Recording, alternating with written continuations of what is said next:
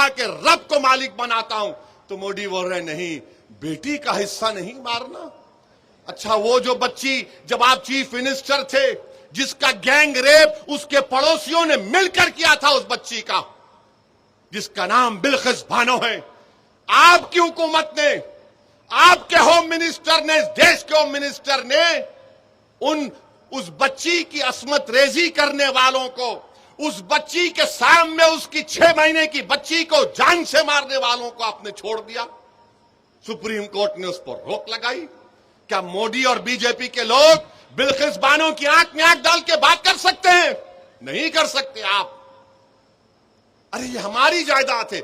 आइन, हमारे आइन में आर्टिकल 300 क्या है जो हमको इख्तियार देता है हम किसको भी दें।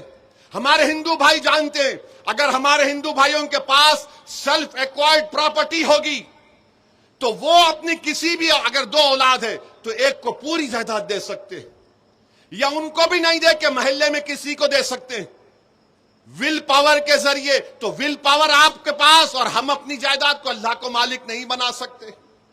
यह कानून मोदी हुकूमत ने बनाया है। All India Muslim personal law board की जानिब से पूरे मुल्क में वक्फ तरमीमी कानून के खिलाफ एहतजाजी जलसे मुनक्कद किए जा रहे हैं, और हमारा एक ही मुतालबा है कि मरकज़ी हुकूमत को, इस मुल्क के, हमारे मुल्क के वज़ीर आज़म को और उनकी हुकूमत को इस काले क़ानून को वापस लेना है जो हमारे आइन और संविधान के फंडामेंटल राइट्स के ख़िलाफ़ बनाया गया है। और हम अपने मुल्क के हमारे हिंदू भाई बहनों से, सिख भाई बहनों से और दीगर मज़ाहिब के मानने वाले तमाम अफराद से कहना चाहते हैं कि हमारा ये एहतजाज किसी मज़हब के ख़िलाफ़ नहीं है। हमारा एहतजाज इसलिए है कि हम ये बताना चाहते हैं कि हम अपने मज़हब के तरीक़े से और अपने मज़हब के बताए हुए रास्ते के तहत हम अपनी ज़िंदगी को गुजारना चाहते हैं। और जैसा कि आपने अभी सुना मौजूद उलमा इकराम के बसीरत व फ़रोज़ खिताबात के ज़रिए कि वफ़ मुसलमानों के लिए एक इबादत है। हमारे मुल्क के तमाम मज़ाहिब के मानने वालों को समझना ज़रूरी है कि हमारा देश भारत एक फूल के गुलदस्ते की तरह है, और अगर एक फूल भी मुरझाया जाएगा तो गुलदस्ता नहीं कहलाएगा। हमारा मुल्क एक गुलदस्ते की तरह है, और कोई बीजेपी आरएसएस के लोग अगर ये कहेंगे, आवाज़ नहीं आ रही, सबको आ रही, आवाज़ नहीं आ रही, हाँ आ रही मौलाना, दिल्ली तक पहुंच रही आवाज़ ये।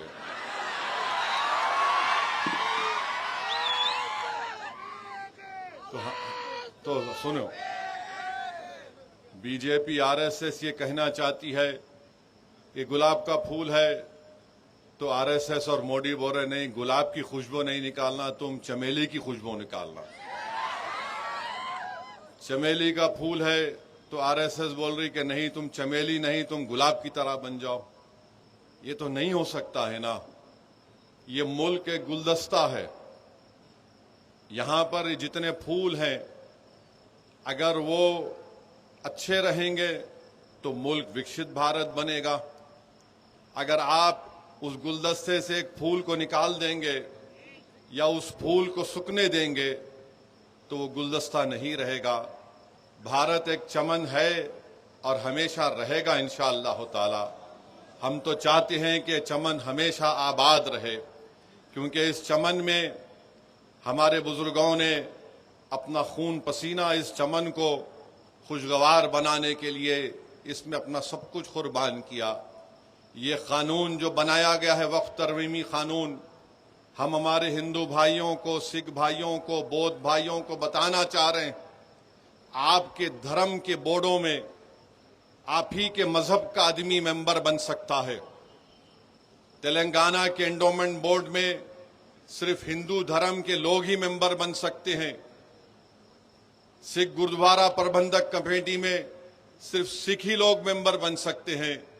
भारत के मुसलमान ये कहना चाह रहे हैं कि जब आपके धर्म के बोर्ड में आपके मजहब के मानने वाले ही मेंबर बन सकते हैं, तो मुसलमानों के धर्म के बोर्ड में आप कैसे दो गैर मुस्लिम को मेंबर बनाना चाहेंगे? हम यही कह रहे हैं कि आपके धर्म के बोर्ड में लिमिटेशन का कानून लागू नहीं होता है। लिमिटेशन के कानून का मतलब यह है कि अगर नलगुंडे में किसी एंडोमेंट की या मंदिर की या मूर्ति की जायदाद पर अगर कोई कब्जा करके 25 साल से भी बैठा है, तब भी वो मालिक नहीं बनता। मोदी ये कह रहे हैं कि अगर मुसलमानों की वक्फ की जायदाद पर कोई काबिज होता है, उसको सिर्फ 12 साल दिखाना पड़ेगा कि वो काबिज है, तो मैं उसको मालिक बना दूंगा।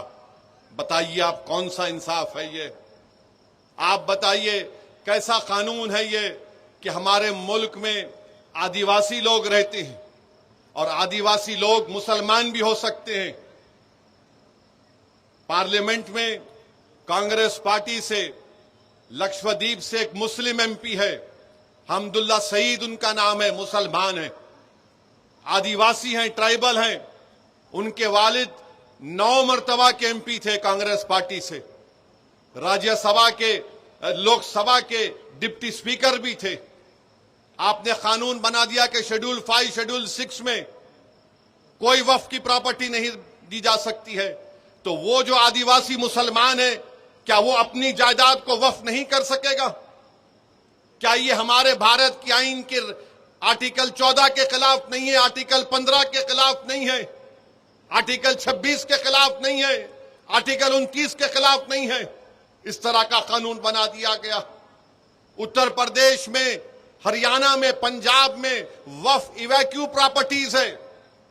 जो लोग इस वतन को छोड़कर चले गए थे, उन्होंने कहा कि मैं वतन को छोड़ रहा हूं, मगर मैं ये जायदाद अल्लाह को उसका मालिक बनाता हूं। तो मोदी ने क्या कर दिया? कहा कि वो सेक्शन को उड़ा दिया आपने, लिमिटेशन के सेक्शन को उड़ा दिया, वक्फ इवैक्यू प्रॉपर्टीज के सेक्शन को उड़ा दिया। अगर नलगुंडे में कोई वक्फ इवैक्यू प्रॉपर्टी है तो वक्फ की प्रॉपर्टी नहीं रहेगी, कलेक्टर उसका, गवर्नमेंट उसकी मालिक बन जाएगी। आप कहां से वक्फ को बचा रहे हैं बताओ? फिर कानून यह बना दिया गया कि 6 महीने के अंदर वक्फ के पोर्टल के ऊपर आपको मौजूदा वक्फ को रजिस्टर करना पड़ेगा, और अगर 6 महीने में नहीं करे तो वो वक्फ नहीं रहेगा, कोर्ट को जाओ। और अगर रजिस्टर करने गए तो कोई भी एक जोकर जाकर बोलेगा नहीं ये वक्फ की प्रॉपर्टी नहीं है, तो कलेक्टर साहब खाली इंक्वायरी लिखना उसके ऊपर, इंक्वायरी जैसा लिखे, जब तक इंक्वायरी मुकम्मल नहीं होती वक्फ की प्रॉपर्टी नहीं रहेगी। कलेक्टर साहब इंक्वायरी लिख देंगे और जो भी चीफ मिनिस्टर होगा उनको जाके बोलेंगे आका आपका काम कर दिया, हम अपनी वक्फ की जायदाद से महरूम हो गए। आप कह रहे हैं कि नहीं कागज की जरूरत नहीं है, तो फिर सेक्शन 3 क्या है बताओ हमको? आप कह रहे हैं कि कागज नहीं है, तो किसने इसको वक्फ किया था ये लिख दो। अरे 900 साल 400 साल पहले की मसाजिद है, दरगाहें हैं, कैसे मालूम होगा बताओ? तो आपका मंच और मकसद एक ही है कि वक्फ की जायदादों को छीन लिया जाए। सेक्शन 3C क्या है बताइए आप? सेक्शन 3D क्या है कि अगर कोई मस्जिद, दरगाह, खानखा, आशुर खाना आसारे खदीमा के तहत एंशिएंट और प्रोटेक्टेड होगा तो वक्फ नहीं होगी, उसका मालिक हुकूमत हिंद ASI होगा। तो क्या वक्फ की जायदाद को छीन नहीं रहे आप? आखिर क्यों इस तरह का कानून आप बनाए और बोलते कि नहीं नहीं पूरे मुसलमान इसकी तायीद कर रहे हैं? अरे जो अबू जहल, अबू लहब का जानशीन है वही मोदी के इस काले कानून की तायीद कर रहा है। जो मोहम्मद मुस्तफा सल्लल्लाहु अलैहि वसल्लम का गुलाम है वो आज भी कहेगा, कल भी कहेगा, सुबह कयामत का कहेगा ये कानून काला है, जिस चीज का मालिक अल्लाह है तुम उसको हमसे छीनना चाहते हो, हम इसको मुस्तरद करते हैं। तो मेरे अजीज दोस्तों और बुजुर्गों, ये कानून का मोटा मोटा मैं आपको समझा रहा हूं। बोलते हैं कि जो ट्रस्ट रहेगा वो वक्फ नहीं होगा, जो बाद में बनाएगा वो वक्फ नहीं होगा। और नरेंद्र मोदी की हुकूमत ने झूठ बोला इस मुल्क के देशवासियों से, कहा कि सेक्शन 2C हम लाए हैं। क्यों लाए हैं? कि हमारे खोजा भाइयों ने मुझसे आकर कहा, अरे मेरे भाई, खोजा भाइयों ने, मैं कमेटी का मेंबर था, हमारे खोजा भाइयों ने इस मुल्क के सबसे बड़े वकील को लंदन से लाया, जनाब हरीश साल्वे, किंग्स काउंसिल को लाकर उन्हें कहा कि इस कानून में हमारे बोरी भाइयों को मत रखो, बोरी भाइयों को हमको निकालो इस कानून से, क्योंकि हमारे पास दाइल मुतलक का कॉन्सेप्ट है। आपने उनके कंधे पे रख के तोप चला दी। मोदी ने 2C क्यों लाया? क्योंकि इस मुल्क का सबसे दौलतमंद आदमी ने बंबई में खोजा बरादरी के यतीम खाने को खरीद कर, गैर कानूनी तौर पर खरीद कर, जो वक्फ की जायदाद थी 20 या 22 करोड़ में, वहां पर उन्होंने अपना आलीशान महल बना लिया। तो आज मोदी बोलते हैं का बीजेपी वाले, हमने खोजाओं को मेंबर बनाया। तुमने 2C इसलिए बनाया ताकि वो शख्स जो यतीम खाने पर अपना महल तामीर किया उसको फायदा हो जाए। ये इसकी हकीकत है इस कानून की। यह कानून वक्फ की जायदादों को बचाने के लिए नहीं बनाया गया है। यह कानून वक्फ की जायदादों को लूटने के लिए बनाया गया है। पूरे रूल मेकिंग पावर्स, इस कानून के रूल मेकिंग पावर्स हुकूमत हिंद बनाएगी। तो क्या करेगी रियासती हुकूमत? अचार डाल के बैठेगी? कानून बनाने का काम तो रियासती हुकूमत का, उसके रूल्स बनाने का काम आप पूरे वो भी अख्तियारात छीन लिए जो फेडरलिज्म के खिलाफ है। मोदी बोलते हैं कि मैं मुस्लिम बहनों का, बेटियों का भाई हूं। कहां के भाई हैं आप? वक्फ का औलाद है। अगर कोई नलगुंडे में यह डिसाइड करता है, फैसला करता है कि मैं अब जिंदगी के आखिरी मरहले में आ गया हूं, मैं अपनी पूरी जायदाद को वक्फ का औलाद करता हूं, इसका मालिक अल्लाह होगा और इस जायदाद से जो फायदा होगा मेरी औलाद को उससे फायदा होगा, तो मोदी फजीलतुल शेख हैं, हजरत मौलाना है। माने पूरे दुनिया के उलेमा एक तरफ, मोदी का इल्म एक तरफ। यकीनन हजरत इबलीस खुश हो रहे होंगे तुमको देखकर। क्या कह रहे हैं कि नहीं, आप वक्फ का औलाद कर सकते हैं मगर बच्चों का हक नहीं मारना। अरे तुम होते कौन हो? मेरी जायदाद है, मेरी जायदाद है, मैं अल्लाह को उसका मालिक बना रहा हूं। तो कहां बेटी, कहां भाई, कहां बाप, कहां मां? मैं इन सब के ऊपर अपने रब को मानने वाला हूं। मैंने कहा कि रब को मालिक बनाता हूं। तो मोदी बोल रहे नहीं, बेटी का हिस्सा नहीं मारना।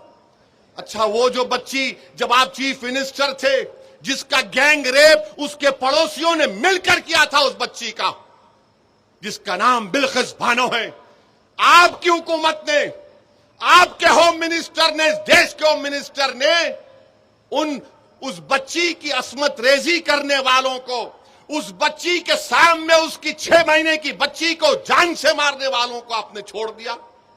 सुप्रीम कोर्ट ने उस पर रोक लगाई।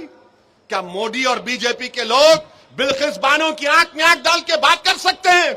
नहीं कर सकते आप। अरे ये हमारी जायदाद है। आइन, हमारे आइन में आर्टिकल 300 क्या है जो हमको इख्तियार देता है हम किसको भी दें।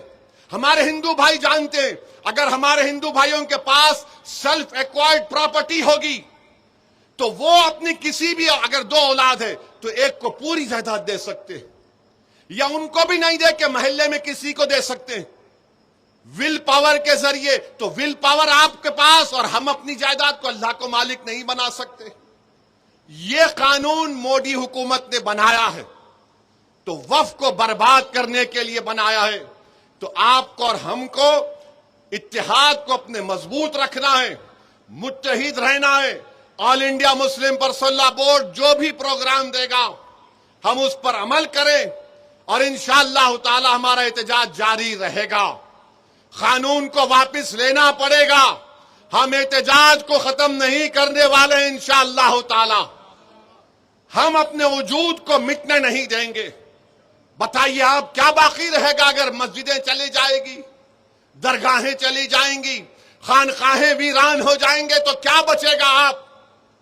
आप कलेक्टर को इतना अख्तियार दे रहे हैं। वक्फ बोर्ड तो इस कानून के तहत एक पोस्ट ऑफिस बन चुका है। अगर आज आप कोई प्रॉपर्टी देना चाह रहे तो कलेक्टर फैसला करेगा कि आप मालिक है या नहीं। बताइए फिर क्या रहेगा? इसीलिए मेरे अजीज दोस्तों और बुजुर्गों, ये काला कानून है, इसके खिलाफ एहतजाज करना है। और फिर आप जानते हैं कि बीजेपी की सरकार उत्तराखंड में यूनिफॉर्म सिविल कोड का एक बिल लाए हैं, कानून बना दिए वहां पे। अच्छा, ये कैसा कानून है? आप कानून उत्तराखंड में क्या लेकर आए? उसमें आपने एक एक्सेप्शन दे दिया। क्या एक्सेप्शन दिया आपने? कि हिंदू अनडिवाइडेड फैमिली पर यह कानून लागू नहीं होगा, आदिवासियों पर यह कानून लागू नहीं होगा। क्यों नहीं होगा भाई? कैसे नहीं होगा बताओ? हिंदू अनडिवाइडेड फैमिली पे कानून लागू नहीं होगा? अरे क्या कोई हिंदू अपनी शादी मुसलमानों के तरीके से कर सकता है? नहीं कर सकता। क्या एक मुसलमान हमारे को हिंदू भाई बहनों के तरीके से शादी कर सकता है? नहीं कर सकता है। आपका कानून के तहत आप अपनी जिंदगी और अपनी शादी और अपनी मौत के तरीकों को अपनाएंगे, अपनी जायदाद के बंटवारे को तरीका अपनाएंगे। मैं अपने तरीके से मुसलमान हूं, मगर मोदी बोलते नहीं। फिर आप एक्सेप्शन देते हैं उसमें कि हिंदू अनडिवाइडेड फैमिली पर उत्तराखंड में आप बताइए, अगर मैं तलाक देना चाह रहा हूं तो मैं अपने तरीके से दूंगा। मोदी बोल रहे नहीं, तलाक इस तरीके से देना जैसा मैं बता रहा हूं। अरे भाई ये तो बताओ, भाभी कहां है फिर? मैं उनको नहीं बोल रहा हूं, मैं बोल रहा हूं आपको। मैं आज तकरीर के आखिर में बोलूंगा भाभी का मतलब क्या, अभी नहीं।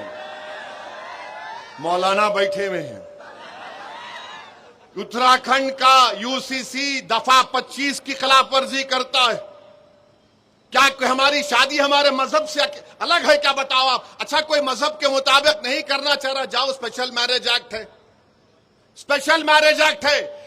जायदाद आप इस्लामी तरीके से नहीं देना चाह रहे, इंडियन सक्सेशन एक्ट है, जाओ। एडॉप्शन करना चाह रहे आप, जाओ, एडॉप्शन एक्ट है, ये सेकुलर एक्ट है, उसको इस्तेमाल करो ना। यूसीसी तो इस मुल्क में 3 कानून है, मगर नहीं, आप उसको चेंज करना चाहते हैं। तो उत्तराखंड का यूसीसी आर्टिकल 25 के खुली खिलाफ वर्जी करता है। अच्छा, आर्टिकल 25 क्या बोलता है? हर एक को जमीर की आजादी है, जमीर की आजादी।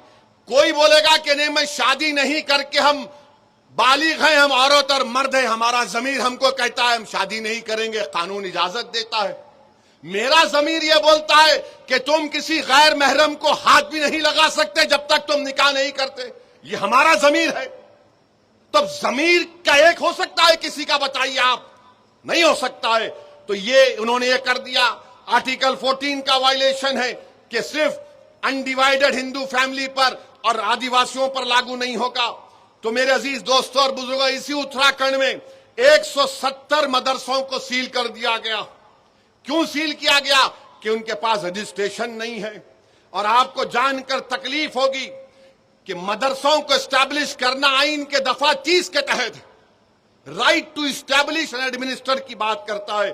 फिर उत्तर प्रदेश में 350 मजहबी मुकामात को, जिसमें मदरसे हैं, मस्जिदें हैं, मजार, ईदगाहें, उनकी निशानदेही कर दी गई और सीलिंग कर दिया गया, या फिर उसको डेमोलिशन कर दिया जाएगा। मई 10 और 11 को 104 मदरसों को, एक मस्जिद को, ईदगाहों को ये कहकर तोड़ दिया गया कि ये पब्लिक और किसी की जाती जमीन पर श्रावस्ती में बनाई गई है।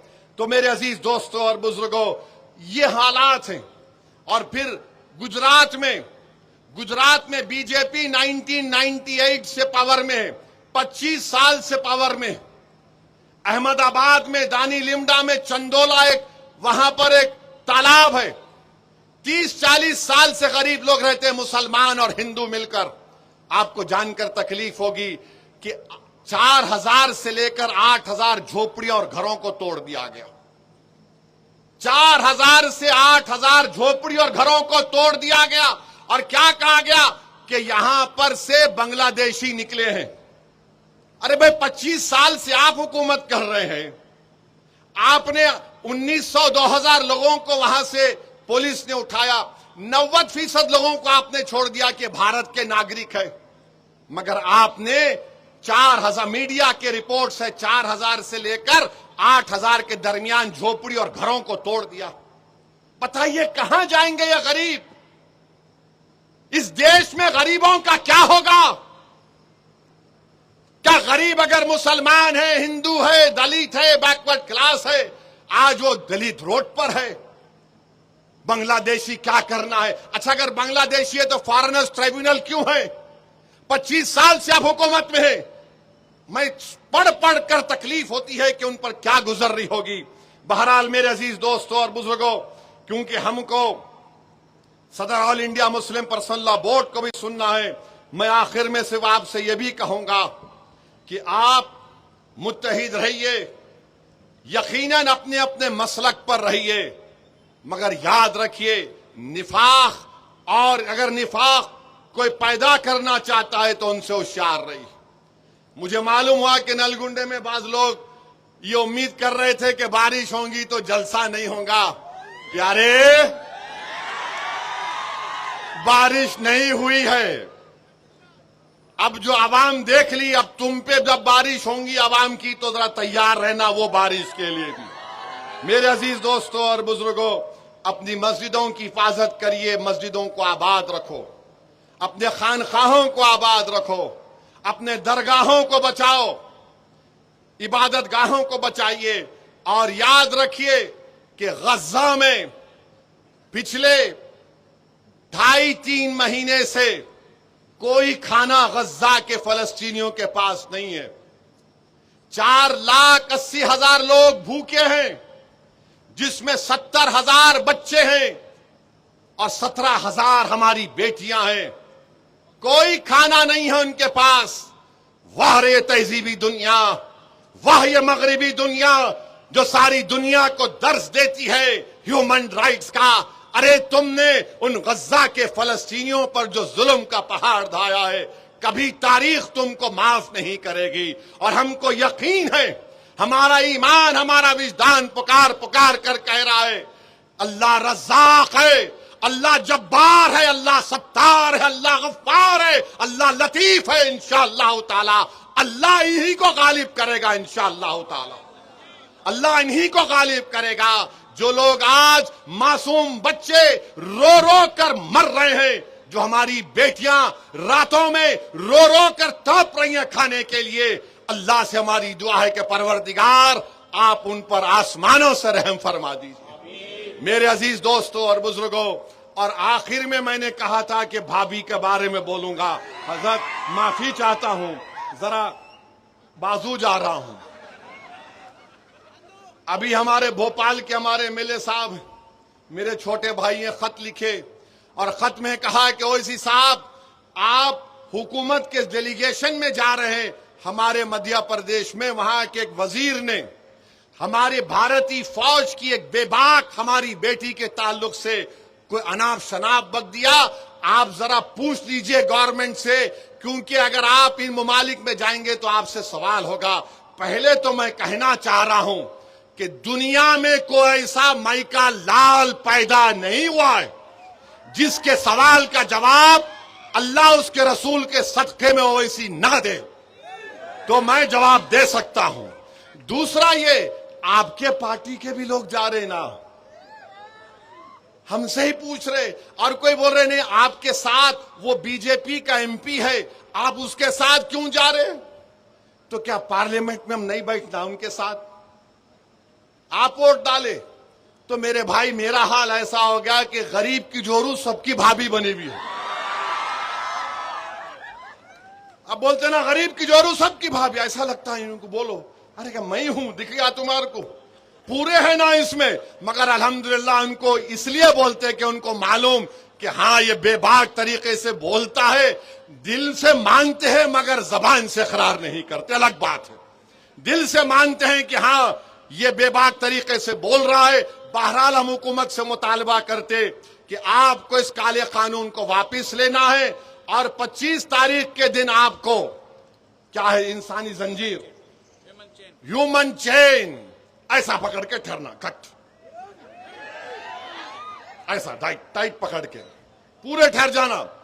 बुजुर्ग, बड़े, बच्चे, अगर घर में हमारी बेटी भाभी बोली हाँ बोलते उनको भी ला लेना, छोड़ना नहीं दूसरों की तरह, ना ना ना, दूसरे कर दिए मगर आप नहीं करना। ये वफ का मामला है, मुत्तहिदा तौर पर अपने इस एहतजाज में शामिल होइए और इसको कामयाब करिए। वाखिर दावाना अल्हम्दुलिल्लाहि रब्बिल आलमीन।